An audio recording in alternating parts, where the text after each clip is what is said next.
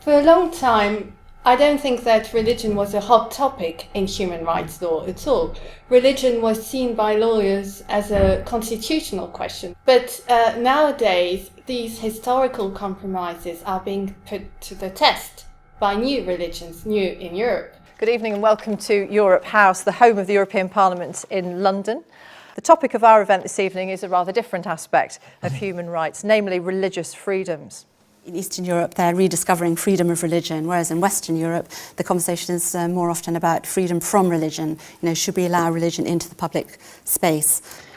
In this country, for hundreds of years, individuals had a negative right in common law for their religious rights. What that means is you could basically do whatever you wanted so long as it didn't interfere with the common law itself or an enactment of Parliament.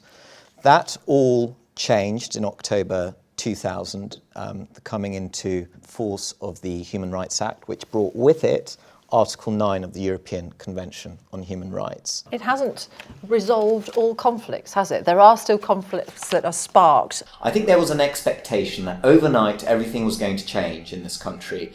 That didn't happen. I think that the human rights framework that we enjoy under the European Convention on Human Rights does provide us with the tools necessary to strike the right balance between common values and individual religious beliefs. As citizens of the European Union, let alone of the Council of Europe member states, the way in which religion does impinge needs to be thought about very deeply. So this is a timely debate.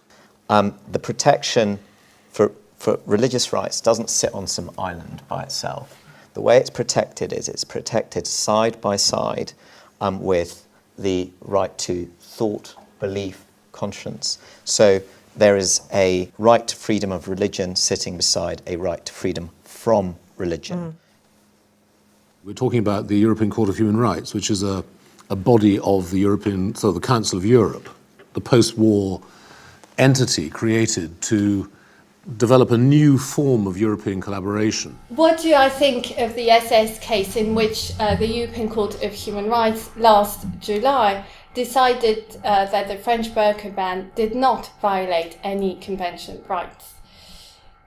I think the solution is disappointing. What is troubling, I would say, in France now is that recent developments show a push for an extension of restrictions to religious freedom beyond laicity. I don't think the French burqa ban is about protecting laicity at all. We've just been talking about the burqa ban and the suggestion from Myriam that these were common values taken too far. Let's look at another case that happened here. It's called the Liddell case. The registrar in Islington believes that homosexuality is a sin. She was denied her request to be excused on religious grounds from conducting same-sex civil partnerships. Did the European Court strike the right balance then, in this particular case? In one word about Liddell, I think that the European Court did strike the right balance. Had the British state allowed a few of its agents to be exempt from conducting same-sex civil partnerships, then the message of equality conveyed by that British state would have been tainted. We're not going back to the 1930s, but it's a new sort of extremism. And I don't think religion terribly helps, I'm afraid to say. At times, the European Court of Human Rights itself has shown, I would argue, too much deference towards national positions. Too much caution of this sort could turn human rights into empty shells. I just think the safety net is follow the French on this. If you would like to call it laïcité, fine, but it's a distinction between church and state. In the United Kingdom, we've got a system whereby there's a European Court of Human Rights that is coming up with its own cases and jurisprudence. The judges in this country have to have regard to that jurisprudence, but they don't have to follow it. To use a case from France, which has a very different historical constitutional background on religious rights, and to apply it to the United Kingdom would be manifestly inappropriate. The French experience of the Dreyfus case, for example, led to a completely revolutionary position where the French state is non-religious. If you wear a full face veil and go out onto the street in France to go and buy a pint of milk and a policeman sees you, it is a criminal offence. Now, that is very far away in reality to a separation of church and state.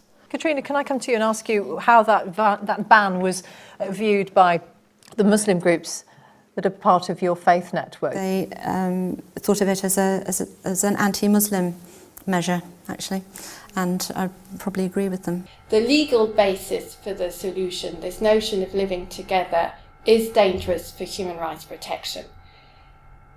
It backs the social norm of uncovering the face in public. But why should law endorse such social norm? In Bradford, we have a huge Pakistani and other Muslim population who, quite rightly, they expect to be taken seriously, their traditions to be respected. But some of them, I married my first cousin.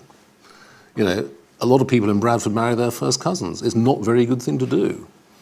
I don't think arranged marriages are that clever. In both countries, the law has at times gone too far towards protecting common values or towards protecting individual rights to religious freedom.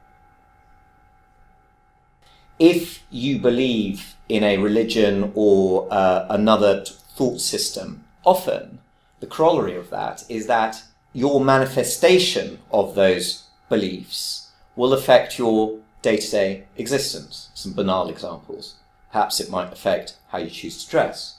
It may affect what you choose to eat, what you choose to drink. I think one suggestion maybe is that to make sure that we don't read into human rights a right not to be exposed to other beliefs or to people who hold other beliefs.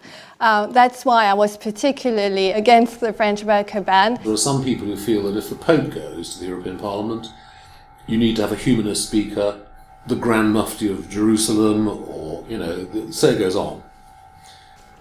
I mean, I used to belong to the Liberal group in the European Parliament where the most vigorous lobby was mounted against the invitation to Pope Francis. If you drain the public space of all kind of value-based stuff and sort of passionate, including religious and atheist and humanist, if you drain it of that, it becomes very kind of technocratic. And you use the word, I think, reason and reasonable, but it can become a bit dry and dusty.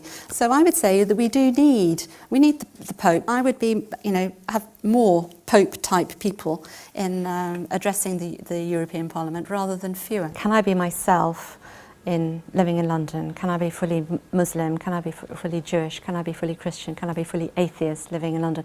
And that's what we would hope that is the case. And on the whole it is, but there are some rough edges. Well, that brings us to the end of this evening's event. Thank you very much for your questions. I hope you found it to be thought-provoking. Thank you.